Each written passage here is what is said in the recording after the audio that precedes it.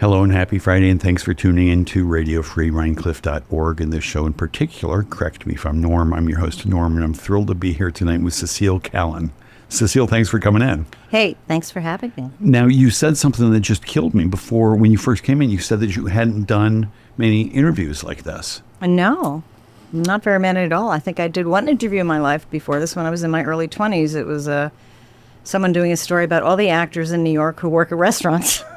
And they got me in that one, of course. Oh, that's funny. What restaurant were you working at? Cafe Central, which was the place to go back in the early 80s on 75th in Amsterdam, where, everybody went. De Niro, Pesci, all those people, not De Niro, but Pesci before he was Pesci. And Bruce Willis was our bartender. And wow. yeah, it was pretty amazing. Huh. Made good money and stayed up there. Worked 4 to 4 shifts. And so you said in your early 20s you're doing that. Where had you come to New York from? I'm from New York. I'm from Long Island, okay. Glen Cove. So I went to SUNY Purchase to study acting, which was what I did for a long time. So after college, went to New York and was there for 5 years before I went out to L.A. to make better money at acting than working in theater in New York, which didn't, was pretty scraping by. And so when you were in New York City, were you doing primarily theater? Yeah, theater. All theater. Okay. And theater and restaurants. The old Theater joke, restaurants. in New York, I'm an actor. Oh, yeah? Which restaurant? So, yeah, I did that. And then I started doing television, and it was a lot easier to make a living and pay the rent. So then I went out to L.A. where I worked. And so did other actors tell you, like, oh, you got to go out to L.A., it's going to be better there? I'm sorry, I didn't hear you. Did other actors tell you, like, oh, you got to go out to L.A., it's going to be better there? Well, I got a job and saw the paycheck, so the paycheck kind of told me that would be the place to go. Right. We're here live from the fabulous Epicurean Corner Store in Rhinecliff, and we always record with the door open, and there's an especially noisy patron out there right now who just saw us. I think she saw what she's doing. I don't know what language she's speaking. So back to, how did you get to L.A.? Who told you that the streets were lined with gold out there? Well, what actually happened was I got a part in a miniseries called Evergreen, and I had to go to Toronto and Israel to film it. So my friend at the time, John Short, I said, look, John, I have to go do this. Wait for me, because we both wanted to move to L.A. Wait for me, and when I get back, we'll both move out there together. He's like, great. So I went to Toronto and went to Israel and filmed the thing. And when I came back to New York ready to move, he had already left. He'd gone there without me. So I called him up and I said, what gives, baby? And I ended up moving out there. He was renting the top floor of a house of parents, a friend of his. So that's where I landed. And just started working right away. It was much easier to find paying gigs out there than it was in New York. And so did you have an agent? I got one. I had an agent in New York, and so okay. They connected me with somebody in L.A. So, okay. Yeah. And why was it easier to find paying gigs? Just more gigs? Well, different kinds of gigs. Television shows need to cast every week. There's a new cast every week, and so the job becomes looking for work, and the fun becomes doing the job. Right. And then you're unemployed again.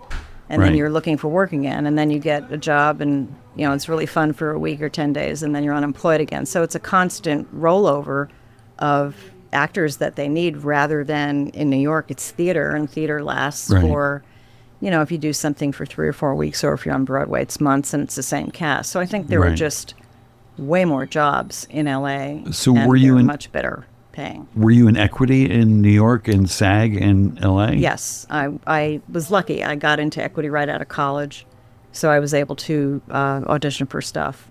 Right. Not a problem. And the same thing, once I got my first TV show, you had to join SAG, so then right. I was able to work in television with that union, thank goodness. Amazing. So you got out of college, you got a job right away in some production. What was the production?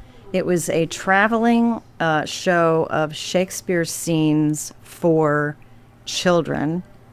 And so we went to South Carolina. Shakespeare scenes. Scenes from Taming of the Shrew, Midsummer Night's Dream, things like that. And we went to tour middle schools in South Carolina and did, what was it called?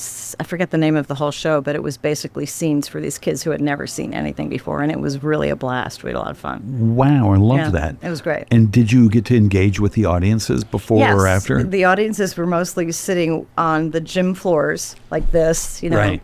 And then in the end, and once it was over and took our bows, they would just kind of rush us and hug us and stuff because they'd never seen anything like it. So it was fun for us to see them so lit up.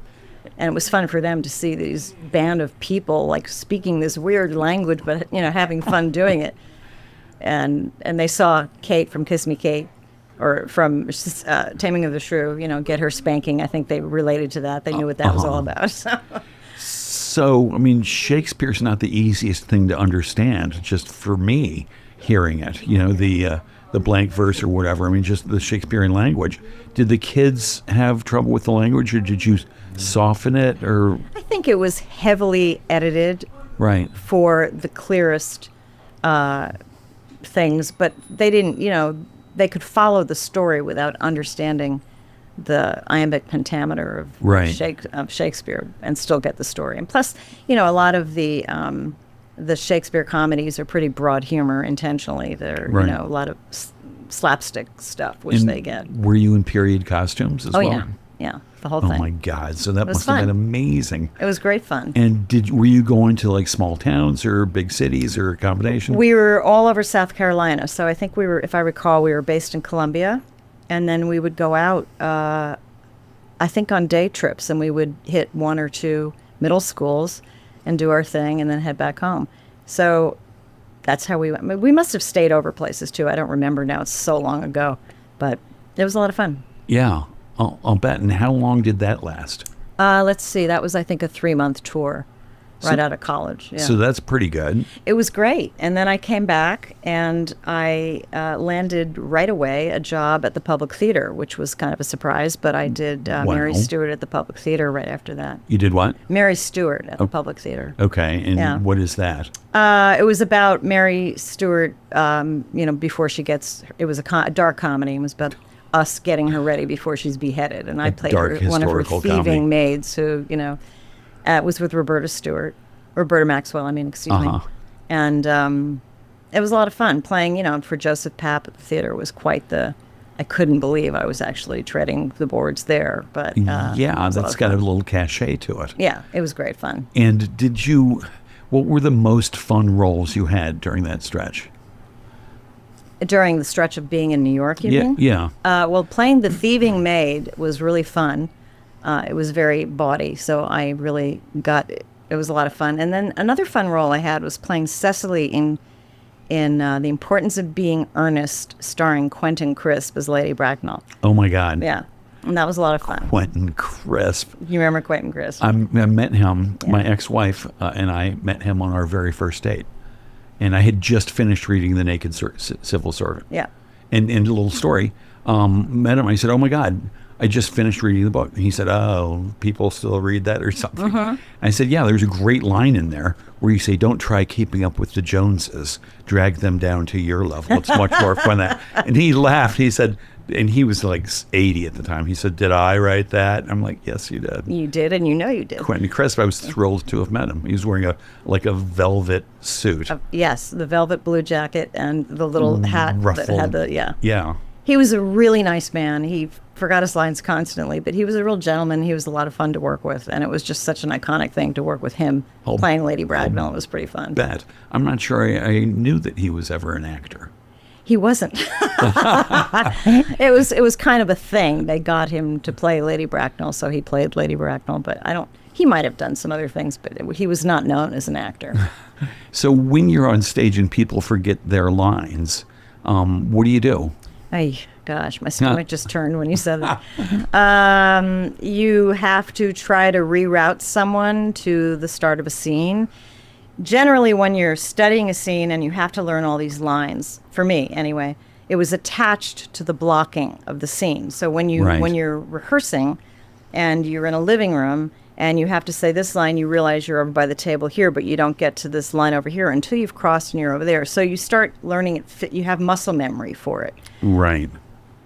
going up on lines is usually when that's not quite in place yet. So if someone goes up on lines with you, you see the terror in their eyes, and you try to reroute to a line that hopefully will pick up. And if they are not able to do that, if you're on top of it enough, you know what their line is, and you can kind of throw them a little bit or twist it a little bit to get the information out. Right. Or you can do something stupid like I was doing Man of Mode, which is very, high arch drama, and my scene partner forgot his line, and I couldn't remember it. So it's with the fan and corset and stuff, and I'm like, cat got your tongue, which only it was not nice, but I didn't know what else to say.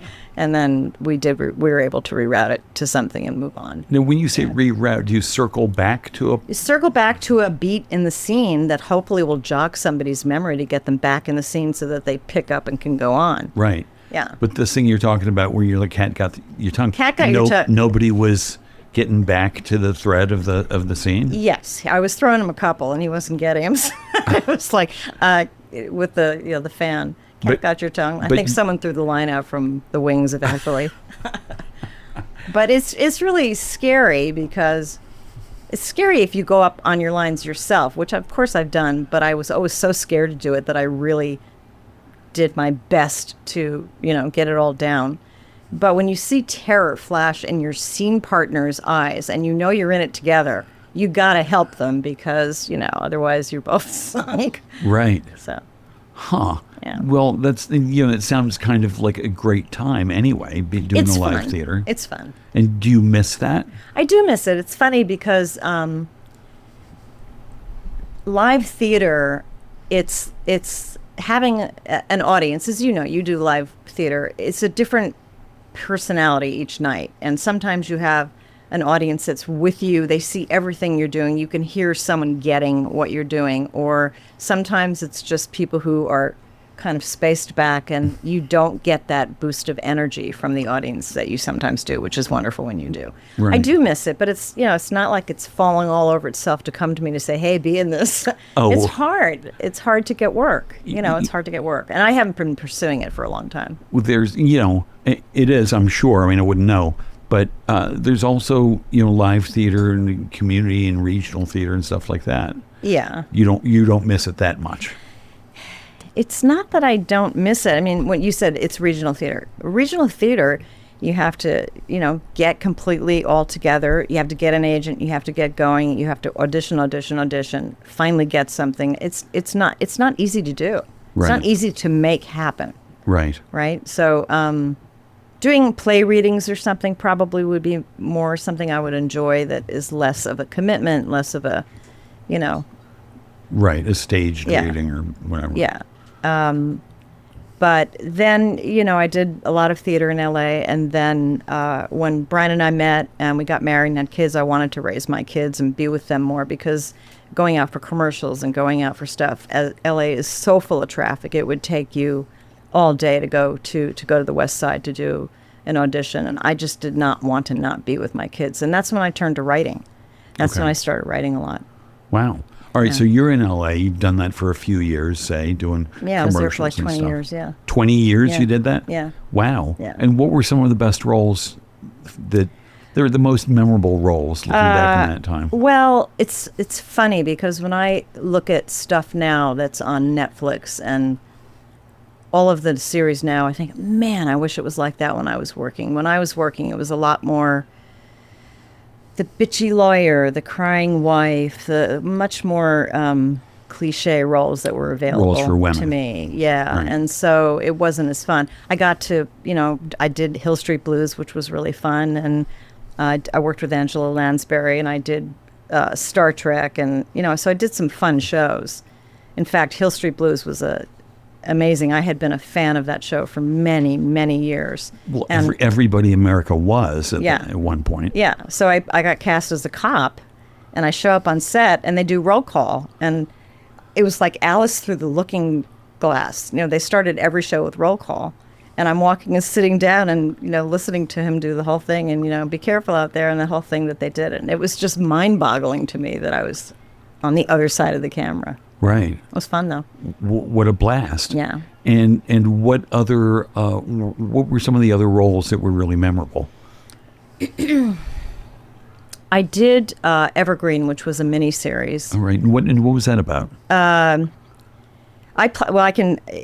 God, this is going back and not having reviewed. I played a Dutch girl who meets, the actor's name is Mark Callen, and he played the grandson of the lead actors. It was basically a Jewish family that had come to America and made good during the early part of the 1900s and through the decades. And then it was a 3-part series. So my part was when this grandson goes over to Israel and he meets me on a kibbutz, and I was a Dutch girl who was on the kibbutz, and we fall in love, and then it gets bombed and he gets killed, and I have to go and tell them that their grandson is dead. So it was pretty, it was pretty tough, but it was a lot of fun doing that. That show. We did fly. We flew to Jerusalem. We shot in Jerusalem. A very kind of scary thing happened. Shooting in Jerusalem, you have to get all sorts of permits, of course, and we were, have to cover your arms, and you have to, be respectful of the Hasidic community there. And we're like, of course, and we, had all of the steps, and they went over with us. We got the permits to do it. We had to do a scene where I was going with Mark, who played there. We were going to get ice cream. So we go to an ice cream stand, we get an ice cream cone, and we're licking our ice cream cone. So at first, people were, when I say people, I mean men, were interested in what we were doing. And this young boy who couldn't talk to me, but he beelined in front of me and said, "You're very good," and kept going. And I was like, what was that? Oh, he must be interested in, just seeing all this happening.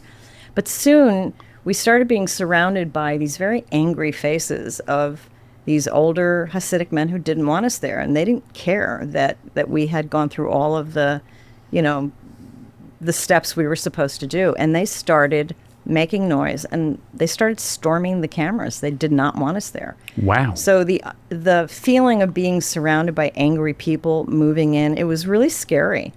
And we had to shut down and stop because they just didn't want us there. And did you ever get the intel as to exactly what their beef was? Their beef was we were there. They didn't want us there. We were shooting a story, and perhaps they didn't like a story with a boy and a girl eating an ice cream cone. I don't know. Right. They did not want us there. And even though we had gone through all of the paces of what you're supposed to do, very respectfully, they were like honest, like, you can't do this, you can't do that. And we were like, of course.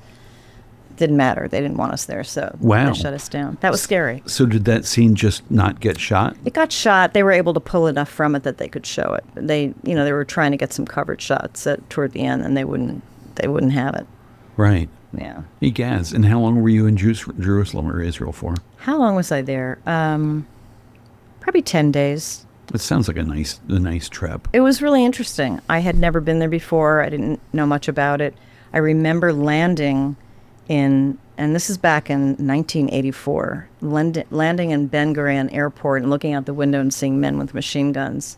Right. And how scared I was. But that, we're kind of there now, aren't we, here in this country? Yeah. We're getting there. So, I never thought I would see the day that we have become as militarized as we seem to be getting. But right. Oof, there you go. Yeah. Oh, egads. Well, when you look back on your theater and movie and TV show time, was there a role that you really, really wanted that never came your way? You know what? I really wanted to get cast in a series. I wanted the chance to develop a role over time. It wasn't a specific role. It was the idea of, from theater, you practice something and then you play it for 2 or 3 months. And so you get time to work on it and develop it and make it deeper or more, have more depth to it or dynamics. And I never did get that opportunity. I played, sometimes 2 episodes or 3, but never right. got to do a series. And I regret that. I wish I did. Right. The money would have been good too, but I really wanted the chance to develop a role over time. Yeah. Well, it's not necessarily too late. I mean, how old are Hey, who do you know? Yeah. How old are the kids now? Oh, my kids are grown. Yeah. But it's not, you say it like I could just go like this and someone would hire me. It's tough. It's a tough business to keep going. Right. And I've been out of it for so long that, it would be really hard to get back in. Is your agent still working? One of them's not alive anymore. Oof. And I haven't had an agent in either a writing or an acting agent in a very long time. Right. Yeah. So you're in LA. Is that where you met your husband? Brian and I met on a blind date. Oh Yep, boy, we in did. LA. In LA. And who set up the blind date? So someone who worked with him was my neighbor downstairs. And she was hearing my, at the time, boyfriend woes. I was breaking up with somebody, and she was hearing his girlfriend woes. He was breaking up with somebody, and so she thought, let's get them together. So Brian, as you probably know, is very crafty with wood and stuff like that. So he would every Saturday go to the hardware store, which was right near where Marianne and I lived. So she happened to suggest to him that if he happened to stop by for coffee that morning, he could meet Cecile. So, of course, I was all dolled up and... Oh, so everybody knew what was happening. Yeah. It wasn't without a surprise. saying it, right. Yeah. Yeah. All dolled up. And what did that mean? Oh, You were we in a cute met. little sundress and... No, not even. Just put a nice shirt on and threw some lipstick on. I mean, That's right. it was like... Got the mustard yeah. stain off of your shirt. And then Brian, who is not known for being a romantic guy, took me on our first date to the La Brea Tar Pits, of all place. Oh, no and way. I turned to him, I said, what is this, a Woody Allen movie? You know what, the tar pits? Really, we're going to watch tar bubble up? But that's what we did. That's so funny. I know. Very That's memorable. Well, yeah, I guess so. It's kind of a peculiar first date. Yeah. But it worked out. It did work out. We've been married 33 years now. And had you been together ever since the tar pits? Even before the tar pits, because that coffee started it. Oh, Yeah. okay. And you stuck. And we stuck. The Yeah. tar. There's been some bubbling up over the years. Burbling and bubbling. Well, congratulations. So how, was it 35 years? How long? 33. We just hit 33. Congratulations. Thank you. That's a real feat. People don't really last that long these Yeah. days. Yeah. Well, you have your good years and your bad years, but Yeah, years. Yeah. And where are the kids? both our daughters live in Brooklyn. Uh-huh. And one of them works for the American Foundation for the Prevention of Suicide. She works in their communication arm.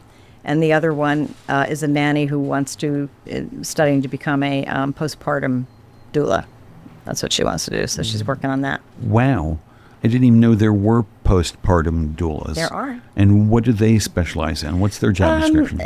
More from what I understand, it's deep caring of not only the baby but the mother during the month following birth. Right. And of the, being sensitive to the needs of the mother and the baby, but also the family, just being a real support system for a new person coming into the family. I love that idea Yeah. so much. It's a really good thing. It's, who doesn't need that? Right. No, I mean, having had two kids myself and not having had that, I would have loved to have had something like that. That would have been great. Right. So now you met Brian out there. You went to the Tar Pits. You're both from the East Coast. We are. Yeah. And how long did you stay out west before, I'm guessing, moving back east? I was there 30 years. 30 years. My goodness. I was there 30 years. Brian was there almost 30 years. And he was working for a network? ABC. He Okay. worked for ABC News. He was Okay. a correspondent for ABC News Okay. for I think 23 or 24 years. But we always came back to New York every year, twice a year generally, for 2 or 3 weeks in the summer to go to Lake George. Pardon me. Or for Christmas to come back and visit family. We have a cabin on Lake George. Oh, wow. And so the girls grew up knowing the city and knowing Lake George, and they very much loved it. So when they went to college, Emma went to NYU and Kat went to Vassar. They both decided they didn't want to go back to LA. And I said, well, are you sure? Because if you're sure, Dad and I always thought we'd go back east. I'll put the house on the market and we'll come back. And they said yes, and we put it on and sold, and here we are. And then how did you get here? We ended up here because I knew I didn't want to go back to Long Island. I was so fed up with traffic in Los Angeles, and I just couldn't deal with the whole scene on Long Island is really hard traffic-wise. So I didn't want to go there. We didn't want to go to Westchester, where Brian's from Connecticut, but it just felt not as integrated the way, culturally it's a little bit not quite as integrated and multifaceted as LA is. And we thought we liked Rhinebeck because we had come when the girls were looking at colleges. We had come here because Okay. of Vassar and really thought it was beautiful. But when we decided to look for a house. It was midwinter, and Brian came back, and I called up the Journey Inn in Hyde Park.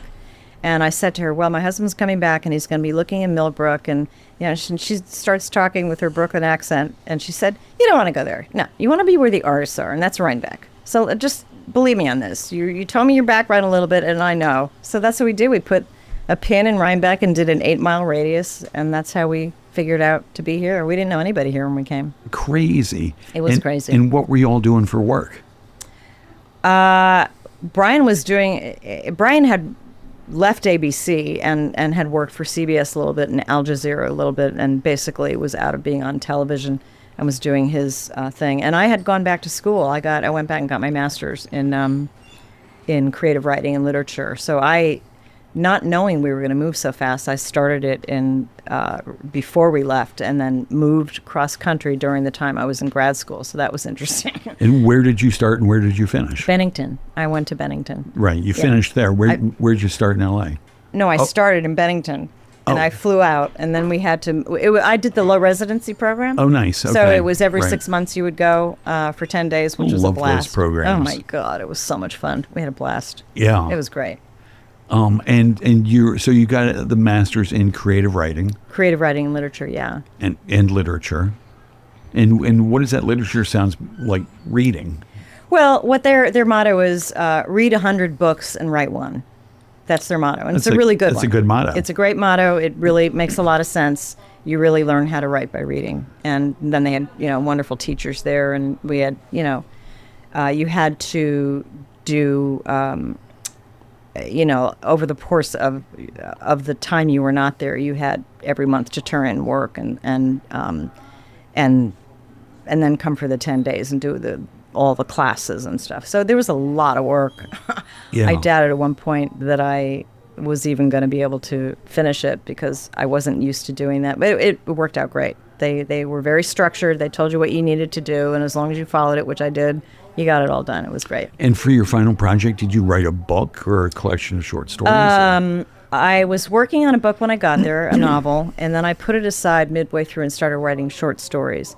My lecture you had to give a lecture, was about who gets to write what, because the whole idea that, if you're white, you can't write black characters, or if you're a man, you can't write women. It's just kind of insane. Cultural appropriation became a big thing, and I believe was kind of misapplied to a lot of stuff. So my lecture looked at books and compared authors who did it successfully and those who did not, and why. And that's what I did my lecture. Who did it successfully? Like, for example, a white woman who wrote a black male character successfully. Yeah, and so what made something work and what didn't. Right. So that's what I wrote my whole lecture on, because I don't believe artists should be limited by politics or by beliefs about stuff like that. However, I do think cultural appropriation is a real thing, and I think the answer to it is to get very knowledgeable about something and have a lot of respect for it, and then do your art.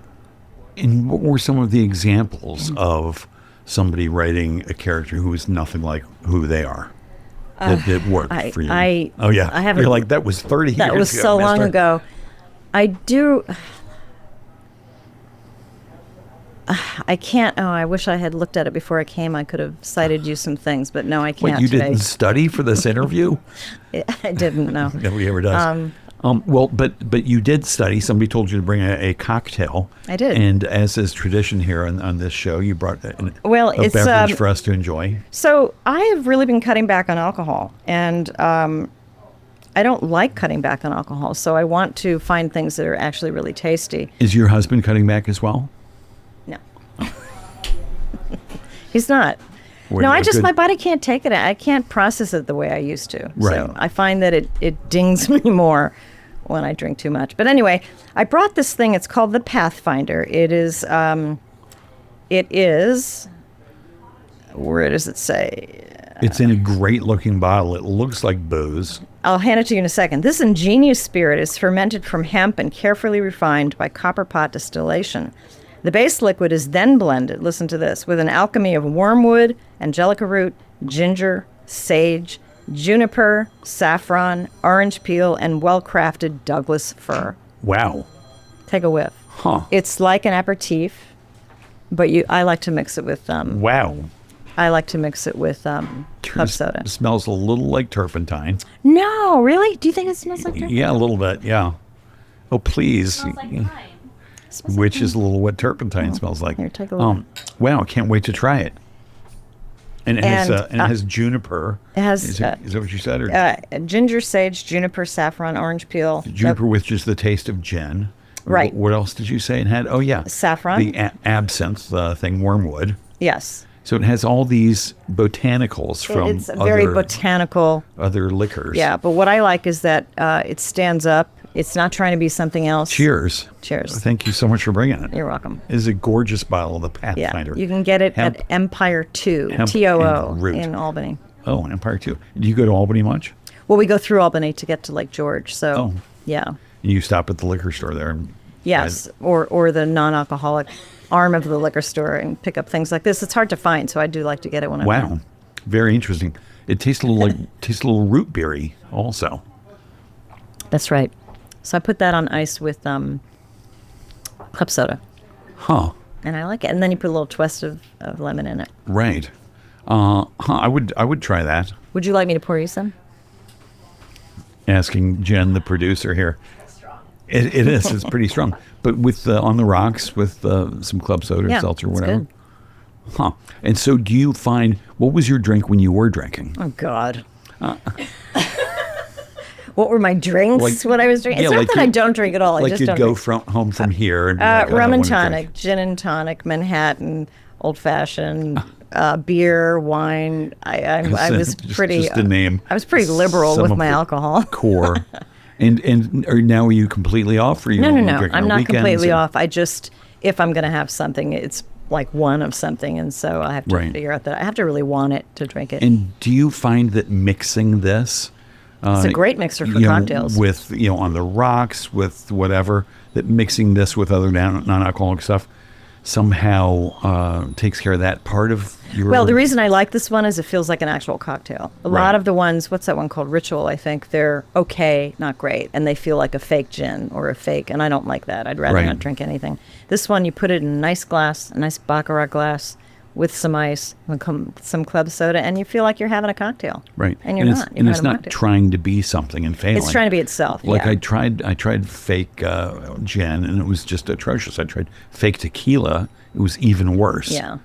Because they're trying to be something and Yes. falling way short. Whereas this is its own thing. Look, we're turning it into a commercial for the Pathfinder. The Pathfinder. I recommend it because Pathfinder. I like it. That's good. Do you own any stock in this company? I do not. Okay, good. Because we have to disclose that. Yes, no, I do not. Yeah. I wish I did. I don't Yeah. think. I don't think it's a public company. Do you buy stock? Do you own stocks at all? I do. And do you pay attention to that stuff? Not much. I mean, Not like much. when Trump came in, I was paying attention. First it looked good, then it looked bad. I mean, I try not to pay attention to too much because it really gets my brain all screwed up, and I just would rather not spend my time thinking about that. Right, exactly. And so you just Like for instance, I had a car for 14 years, and I was thinking for a while of buying a new one. And then when he started talking about the tariffs, I thought, well, if I'm gonna buy this car, I should buy it now, because if I wait a year, it might be $5,000 more. And so now I have a nice new car, thanks to Trump, who scared me into buying it before I probably would have. Oh, that's funny. And does your husband pay attention to that stuff? Both of us are kind of, we pay attention to it peripherally, I guess. Right. But neither of us are business people, so I would think probably the answer is no. Right. You got somebody who pays attention to it for Yeah, you. If yeah. something bad happens, they call you. Yeah. They probably never call you. Yeah, we're like, you take care of it. Yeah. I don't know. It's like, That's good. yeah. Well, so let's It's not like it's that much, but it's like, I just don't want to worry about that stuff. If I have to, I will. Right. And if I don't, I'd rather worry about, what Brian's doing now. what Brian's doing. And what are your daily worries? My daily worries? Yeah. Eating too much. Oh no, you seem Daily worry, just taking care of myself, going for walks, Uh-huh. making sure I'm paying attention to my project, writing. I just did a directing lab last weekend, and I did something a couple weeks ago about financial prospectus, developing that, because I'm trying to get this made, and I'm trying to bone up on the stuff that I've been out of it for so long. that I'm trying to get what made? I have a movie I want to get made based on a play I wrote back in the 90s that foresaw the fall of Roe v. Wade and looked at what women were going to have to be dealing with. And it was, back in the 90s, it was an allegory. Now, not so much. No. So I've adapted it into a screenplay, and I'm working on getting it made. And what does that look like? How do you work on getting a movie made? Well, I have it. I've been working on this screenplay, on the script for the last 2 years, getting it into a place.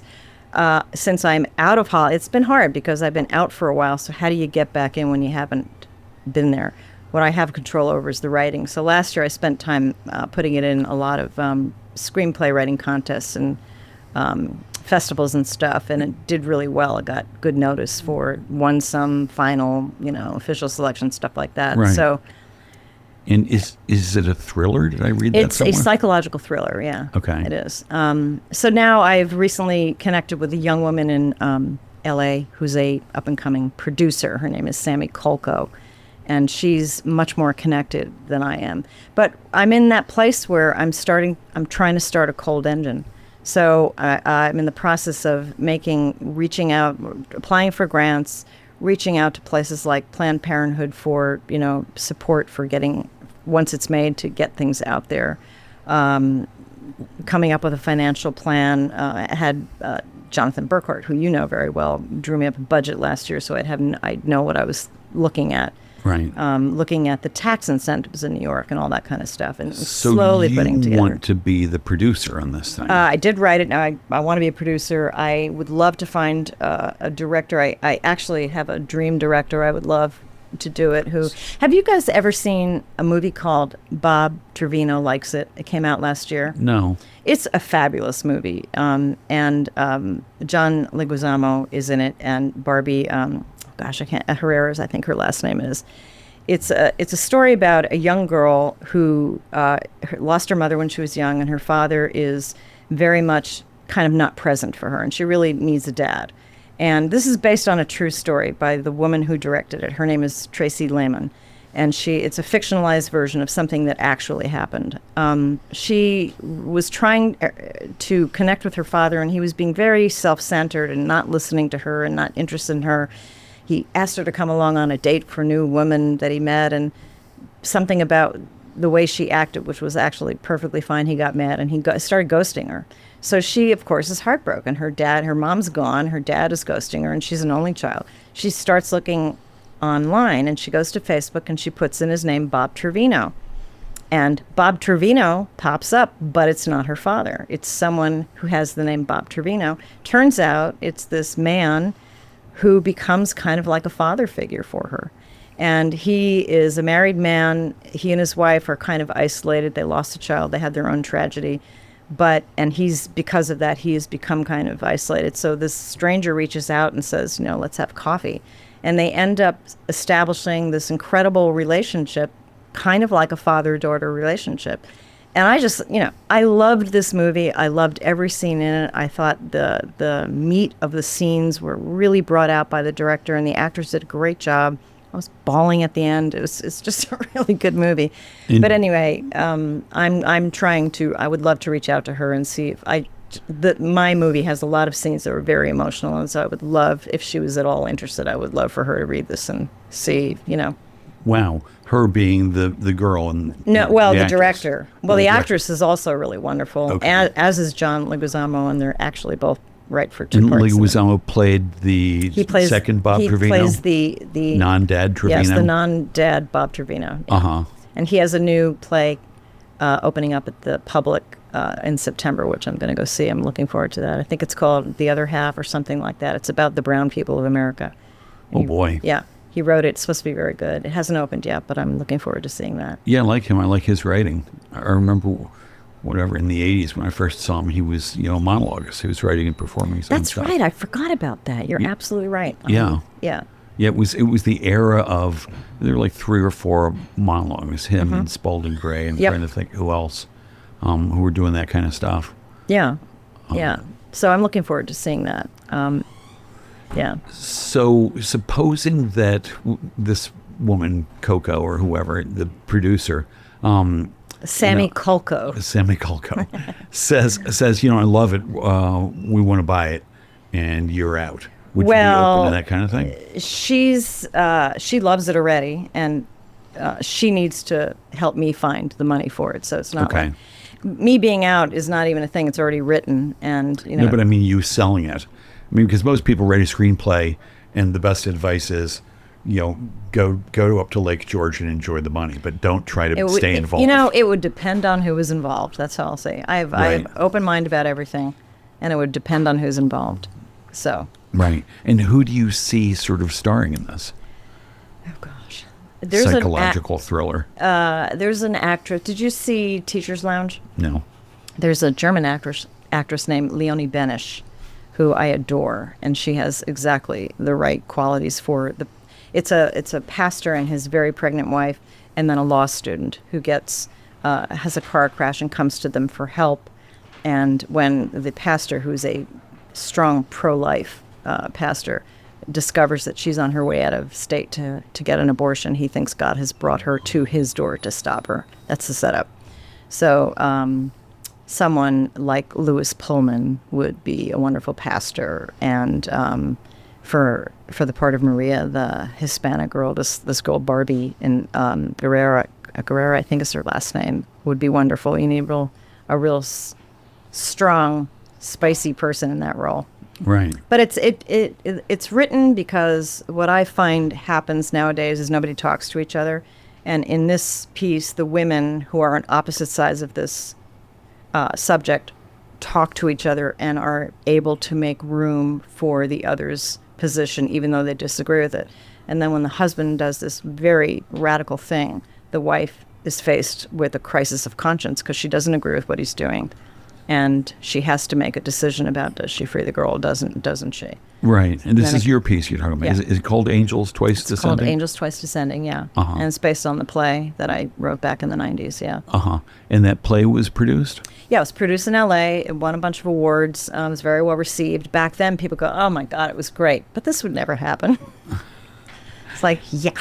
Well, it has now. And so you wrote the play, and then you wrote the screenplay. When did you finish the screenplay?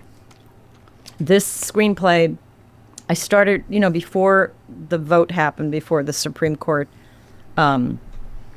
outlawed Roe v. Wade. I started writing it. I got really angry, and I started writing it thinking, first of all, I couldn't believe it was happening, and then it was like, you better get the story out there. So I started writing it before and after and since. It's pretty much written now. It's been written for a year or so. But and versus the play, did you add lots of stuff that reflected the contemporary realities, or did you make it more political, less political? The play couldn't show a car wreck, for instance, which the movie script does. The play didn't focus on the character Maria while she was at law school, which this does a little bit.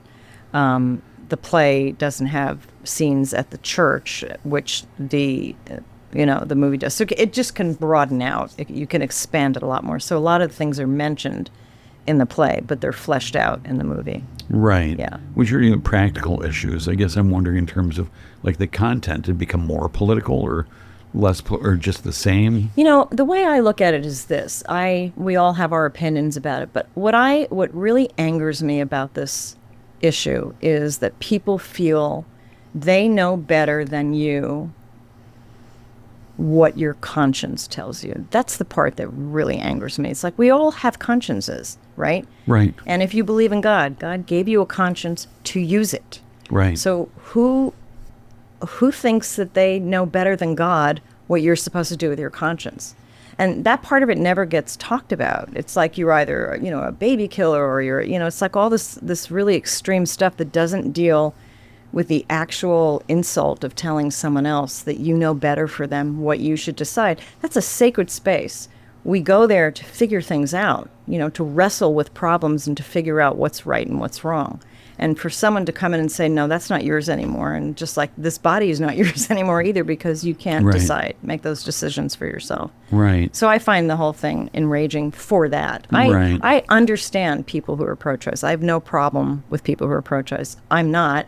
Pro-life. The character in the play has an arc. She is pro-life, and she becomes pro-choice because she realizes she doesn't agree anymore, but she begins to realize there is a place where she ends and someone else begins. So I personally believe she represents most people who are uncomfortable with the thought of abortion, but they still believe a woman has a right to choose. Right. I think that's where most people live, and that's what this character is. Right. Yeah, I'm just going to make a pitch here. I really think the terms should be pro-choice and anti-choice. I agree with you. I've always said that. Yeah. Absolutely. Yeah, it just bugs me because I'm pro-life. Yeah, but I'm also exactly pro-choice. Even the term Those is are politicized. not opposed. Yeah. Yeah. Right. And you talk about the sacred space of people having the right to bodily self-determination and stuff, which is going away here and it's sort of weaponized in lots of theocracies, which this is sort of becoming. Do you deal with that kind of? Yeah. Oh yeah. That all. This is so. This one little line. It's a story about people caught between what they believe and what they're afraid to confront. Oh, good. Quiet, private choices that define who we are, even when no one's watching. So it's really about. Kathy is the name of the pregnant wife of the pastor who begins to have this moral awakening about what she gets to decide and what she doesn't get to decide, and she really disagrees with what the husband's doing, and she makes a choice. It then becomes a thriller because of an accident that happens in a little girl who loses her life, and the pastor thinks it's one more test by God, and so he tries to cover it up, and then she's like, oh my God, he's going off the deep end. So it becomes this very dark thriller. And is it the accident or the cover-up or all of that acts as sort of the catalyst for her to see things differently? The accident and the cover-up, she's partly responsible for it happening because she asked for help from this little girl. She solicited this little girl to help the girl escape while they were at a church function. An accident happened, the kid's killed, so she's kind of she's complicit in it too, even though it was not her intention. So it gets very. Sounds like a juicy fucking movie. Yeah, man. Yeah, man. So what do you need to make this thing? Let's put on a show. I need people who believe in the story, who are passionate about what it's about. I just bought my domain. I just set up my email yesterday. What's the domain? The domain is angelstwicedescending.com. Nice. And information is Cecile, Cecile, at angelstwicedescending.com. If anybody's out there is a web designer and wants to work with me, I'd love to find someone local. I need to put up a website and start, all that basic structural stuff. Right. Where'd you buy the domain? GoDaddy. Oh, I can do a GoDaddy site for you. You what? I can build a GoDaddy site for you. All Pretty right. easy, and it's not going to be complicated. Okay. Well, let's talk. Yeah, let's talk. So you're really just starting to get your ducks in a row to get this out there and try to raise the money. And you said Burkhart, the fabulous Jonathan Burkhart, did a preliminary budget for the movie. Yes, I asked him. I was working. Someone was giving me one that I looked at, and I thought this doesn't look really real. So I went to him because he's a line producer. I said, make me a real one based on a $3 million movie. Break it down. What does it look like? And he did that based in New York. So New York is a 40% tax incentive, which is crazy. You eventually get 40% of your budget back. Right. That's insane. Anyway, he broke it down for me so I could really see what the costs are, where the money would go, who got what. And then like I said, I just recently took this financial prospectus lab to learn how to go to whom, for what, how it works, all the stuff that I've never paid attention to because I've never been a producer before. I've never gotten into it. It's actually pretty fascinating. And I'm thinking, what else am I going to do with my returement years? And you mentioned $3 million. Is that about the budget? That's a very slim budget that's realistic. And if somebody wanted to be involved and make it more, it could easily be more. But it's a farmhouse, it's a farm scene, and it's a country church. It's pretty. It could be done pretty simply. Well, car crashes are expensive. Yeah, car crashes are expensive. Wow. You know a guy, don't you? What's that? I know a guy. You must know a guy. I know a guy who can do a car crash really cheap. A 6-pack of Bud Light. It's actually a car that goes over an embankment into a swamp. So it's not she gets stuck. Right. And she injures her head, and that's why she has to go for help. Right. Yeah. Huh. Amazing. So when you're writing, let me ask this: when you go back and look at the script, do you reread it often, or it's done and you're leaving? It really is done now. The next thing would be getting people on board. Changes will have to happen. That always happens. That's part of the whole thing. So I know more changes are coming. But for now, it's dealt with structurally, and what I want to say and how long it can be and all that stuff. That's all been taken care of. And I'm sure, once it went into production, things are always going to change. So I'm sure it would change some more. Right. But structurally, it's where it needs to be right now. Huh. So you're the producer, you're the writer, you're looking for a director. I'm one of the producers. I'm sure there's going to be other much more experienced producers involved at some point. But right now, you're the producer who's the prime Sammy. moving force of this thing. Yeah. Huh, interesting. And it involves religion. Were you raised religious? I was raised Catholic, Uh-huh. and I'm not a practicing Catholic, but I'm happy I was raised with the things ethically and morally that I take into account. I guess my Right. first... the practical elements of Christianity. Yeah. Lovely stuff. Yeah, my first argument with the church was when I was a girl and wanted to be an altar girl and was told I couldn't because I was a girl. That was the first thing that went in my head. Like, what? Like, what do you Right. mean? So that kind of made me start going like this a little more. And over the years, there's a lot about Catholicism I really admire, but there's a lot about it that doesn't make any sense to me. Well, what are some of the things you really admire? And are they about Catholicism or Christianity in general? Well, that's a hard question to answer because Christianity nowadays, a lot of people make it look very different than what it actually is. The Catholic Church, the nuns in particular, they serve people in a big way. They serve the poor in a big way. I'm not really talking about the hierarchy or the priests. I'm talking about the people who go out there and do the work. Right. Very admirable. Right. And those who walk in the walk of Exactly. Jesus. Right. Not walk in the walk of Rome. Yes, exactly. So I admire that deeply, putting your money where your mouth is, Right. or putting other people's money where... Anyway, the point is, and that's true of any religion, really, to serve others, to treat people kindly, that's what the basis of most religions is, right? Yeah. The Kindness. ethic of reciprocity, right? Doing Right. to others. Right. Like all the big ones have that. Yes. And it's sort of the core belief. Yeah. And it's not too difficult. No. And all this punishment stuff that's going on now, and the meanness and all that in the supposed name of God is just, it's mind-blowing to listen to. Yeah. And it is mind-blowing. And lots of the people who are spouting that are really the ones waving the flag of Christianity most fervently. Do you have characters like that in your screenplay? The main man is like that. Nice.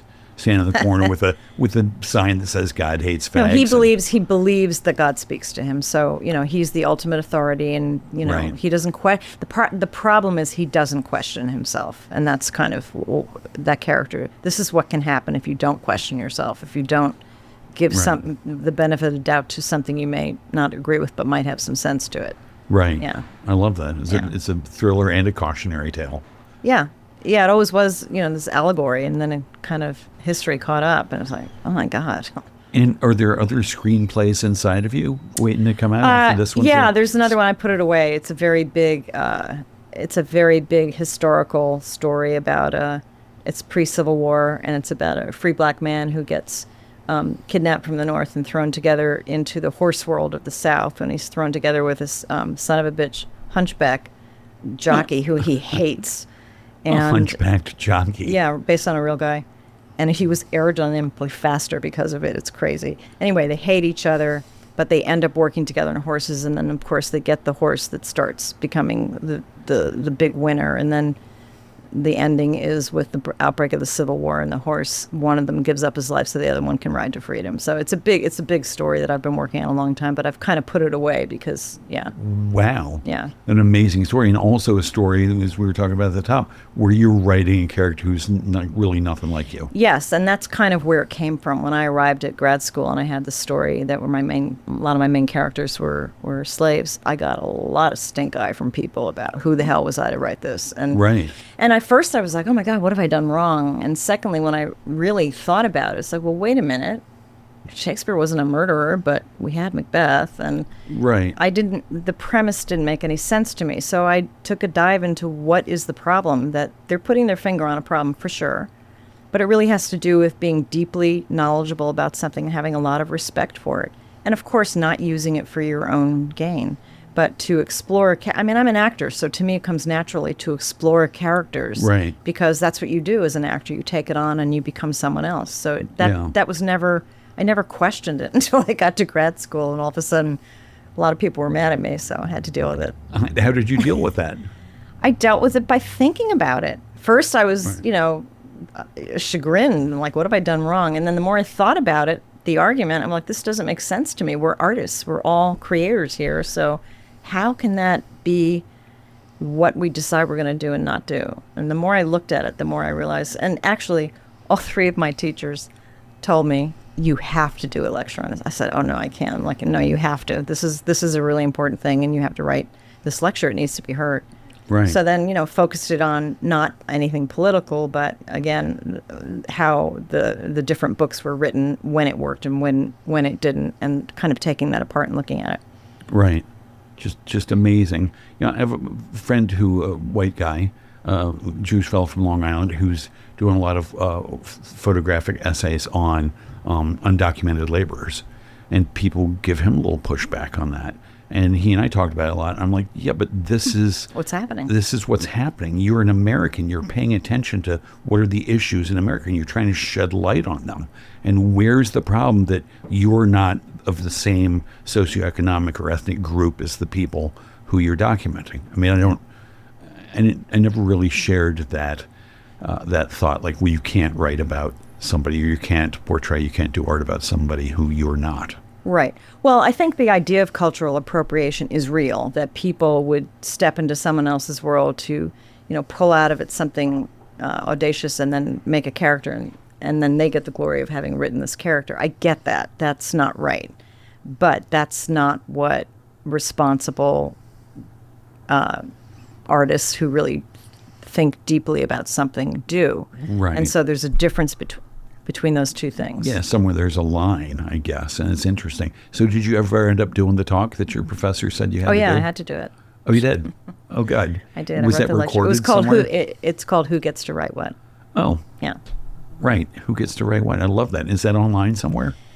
Good question. I don't think it is. The lecture's available, but I don't. That's a good question. I don't know. I've never listened to it. And can we put it on your website when we do that? I guess so. Sure. Yeah, sure. Why not? What an amazing thing. And so now I'm guessing you just said, well, I'm an actress. I do that. Does being an actress help you write these characters? Oh, I think so. Right. Yeah, I think they do. I mean, I believe I understand motivation very well. I believe I understand how characters fool themselves, and how people work through or don't work through blocks to what they're trying to get. I mean, that's what acting and writing is. You're studying that all the time. So Right. The writing part of it, I feel very confident. It's not that I don't have to, rewrite things. I do, but I feel confident about that. All right. And do you enjoy the rewriting? I do now. I didn't used to. I think I Right. used to be too wedded to my first thing. Now, Right. now I don't. I'm not like that. It's like if I can make it better, I'm happy to go in and tweak it Right. or rewrite it or throw it out and redo the whole thing. Yeah. Right. And you think of yourself more as a writer now than an actor? Oh, definitely. Yeah. Right. Maybe a producer soon. Right. Good. Well, I hope so. CecileCallan.com, soon to be the website. It's actually Angels Twice Descending. Oh, sorry, AngelsTwiceDescending.com. You should get the Cecile Callan too. Anyway, we're out of time. Yes, thank you for having me. It was a real pleasure. Thank you so much for coming and talking. Everybody, thanks for tuning in. Have a great Friday night and a fabulous weekend. Thanks to the Epicurean and Jen Hammoud and everybody who makes this show possible. Have a great night. Thanks again, Cecile. Thank you.